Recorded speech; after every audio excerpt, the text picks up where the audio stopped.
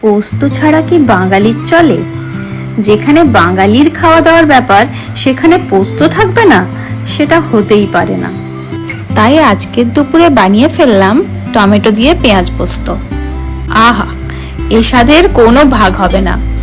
এই রেসিপিটা যেদিনই বাড়িতে বানাই না কেন সেই দিনই আর মাছ মাংসের কোনো প্রয়োজন পড়ে না। নমস্কার, হেসেল ডায়েরিজে আপনাদের সবাইকে স্বাগত।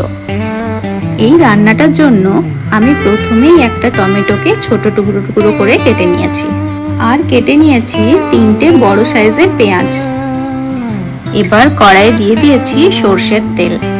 আসলে পোস্ত সর্ষের তেল ছাড়া একদমই ভালো লাগে না, কি বলো তোমরা? তেল গরম হয়ে এলে তাতে কালো জিরে ফোড়ন দিয়ে ফোড়ন একটু ভাজা হলেই তাতে কেটে রাখা পেঁয়াজ দিয়ে দিয়েছি। এবার 1 চামচ নুন দিয়ে একটু নেড়ে চেড়ে ওতে দিয়ে দিয়েছি কেটে রাখা টমেটো।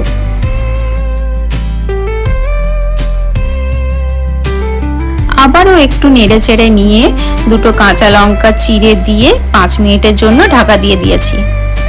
সেই সময় এদিকে পোস্ত ও কাঁচা লঙ্কা একসাথে পেস্ট করে নিয়েছি।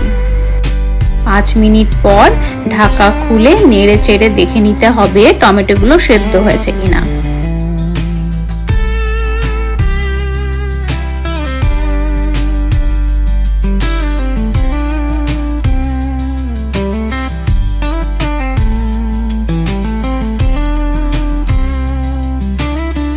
সেদ্ধ হয়ে গেলে ওর মধ্যে দিয়ে দিতে হবে বেটে রাখা কাঁচা পোস্তটা। আবারও একটু নেড়ে চেড়ে নিয়ে